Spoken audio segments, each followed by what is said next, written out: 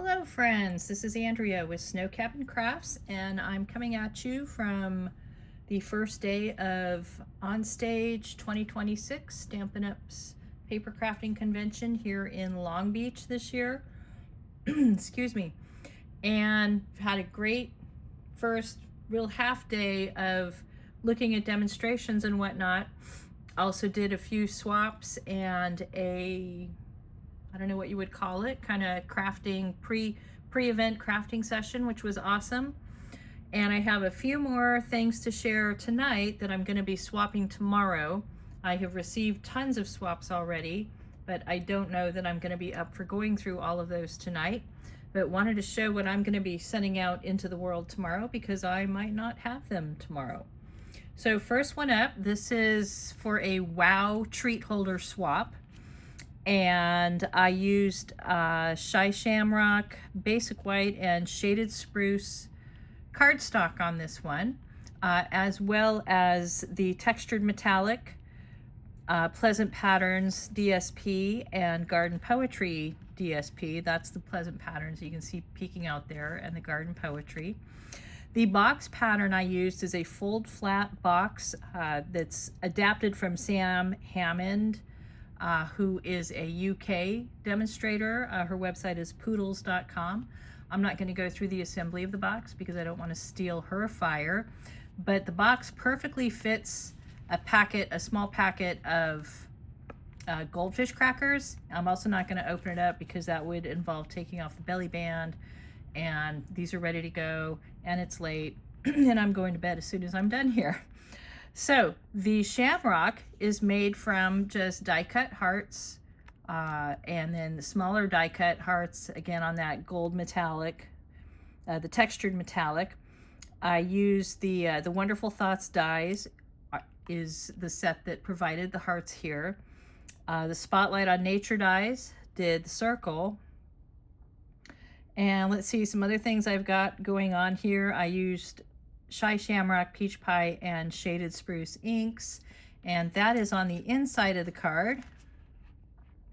So I used blending brushes to kind of do a golden inside, fading out to a really fading out to a really pale green. I used the Creative Haven stamps here. This is actually more like a tag stamp, but I thought it worked well on the circle. Also using these shades of green hexagon gems here. And I think that that's about it. And what I have is I sandwiched. So first off, I made a card with the Spotlight on Nature's dies by just shifting the cardstock over so that it wouldn't cut completely, so that I did have a folding card here for the tag. And then I adhered 4 Hershey nuggets because, I mean, look, this is green. It's almost St. Patrick's Day. Obviously, I went with the shamrock theme. And then I adhered those to another Spotlight on Nature's die, and just adhered that to the belly band. So this will all come off when the belly band is removed. But that's another reason why I don't want to deal with taking it off right now, because it will be more difficult to put it back on. So I thought that the card tag worked well. Lots of fun things going on here. You got chocolate, you got crackers. So, really hit some of the food groups there. And I hope that the people receiving these tomorrow will enjoy them. I know I had a lot of fun making these, and it's a really quick and easy box format, and I love that it folds flat when you're done with it. The next 3D project that I had, it was another treat holder, and this is also from Sam Hammond's website. That's poodles.com, and the one I based this off of was her Daisy Lane hexagonal box. I definitely did some adaptations here, but the premise is the same, the measurements are the same. I used the Beautiful Gallery DSP, and I just love how this turned out. The Beautiful Gallery DSP, and I thought I had some textured metallic on here, but I might have changed my mind. Also went with the Gallery Bloom stamps, and I did gold embossing powder on those. Wonderful Thoughts stamps for the sentiment. Spotlight on Nature's dies, and Stylish Shapes dies. And the Spotlight on Nature die is this one down here. And I did this just to reinforce the bottom, and there's actually one that I applied from the inside as well, and that was just to keep the bottom reinforced. And then this one, I just added like a flip top. In hindsight, I should have done the same color as the cardstock, but I just made a hinge here, and then to open this up, you just pull on these flaps and open it up. And again, I don't want to do it because I'm really happy with the way it is right now, and I just don't want to mess anything up for tomorrow. The twine is the black and white and gold baker's twine. Again, Memento, Versamark, and Gold Wow embossing for the stamping. And the gems are antique pearls that I colored. And these I colored with Mossy Meadow, again, just to match the paper, the background of the DSP, and the cardstock. And then from the same beautiful gallery paper, I also did a set in Lost Lagoon, which I love. And I love how these turned out. They just seem to be very elegant. Everything else is the same except for the Mossy Meadow theme, or sorry, Lost Lagoon on this one. And same thing with the gems. I colored those with the Lost Lagoon blends. So you get a whole different look, and it works really well. So that is the second treat holder that I am swapping tomorrow. And then I've got a few cards to swap. This one is actually going with my fellow team members. This is my Uplines team, but we're all meeting for dinner, and we've been sitting together, and it's great to see the same faces from last year and some new ones. And this was the card that I made because we're doing a little team swap. And I used the Creative Haven stamps and Stylish Shapes dies again. Those are so versatile. The Perennial Lavender paper that you might have recognized from some other cards. I love the paper. It's beautiful.